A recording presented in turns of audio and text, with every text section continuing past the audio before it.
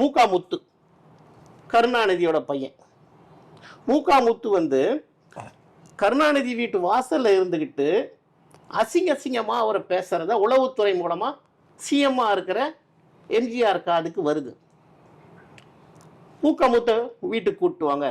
ஏன்பா, உங்க அப்பா வந்து ஒரு கட்சியோட தலைவர், அவரை ஏன் நீ இப்படி அசிங்கமா ரோட்ல இருந்து பேசிக்கிட்டு இருக்கியா? கேள்விப்பட்டேன். என்ன விஷயம்? ஒன்றும் இல்லைங்க, எனக்கு வந்து அவர் வந்து பணம் கொடுக்கறது இல்லை. இவங்க உழைச்சி வாழ்ந்தவங்களே கிடையாது கருணாநிதி குடும்பம். கருணாநிதி ஒரு 10 வசனம் எழுதினார், இது மட்டும்தான் உண்மை. ஆனால் அவங்க குடும்பத்தில் யாருமே இந்த வேலையை செஞ்சேன், இந்த உழைப்பு செலுத்தினேன் அப்படின்னு சொல்லிட்டு உழைச்சி வாழ்ந்த குடும்பமே கிடையாது. எனக்கு பணம் தரது இல்லைன்னு சொல்லிட்டு மூகா முத்து சொல்லவே, இனிமே வந்து அவர் வீட்டு வாங்குறது கட்டாத, நீ தோட்டத்துக்கு வந்து மாதம் மாதம் பணம் வாங்கிட்டு போயிடு.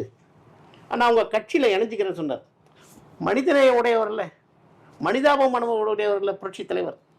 உங்கள் அப்பா ஒரு கட்சியை நடத்துகிறாரு, நீ வந்து என் கட்சியில் வந்து உறுப்பினராக சேரக்கூடாது, அது தவறு, நான் சேர்த்துக்கவும் கூடாது. ஆனால் புரட்சி தலைவி அம்மா அப்படி இல்லை.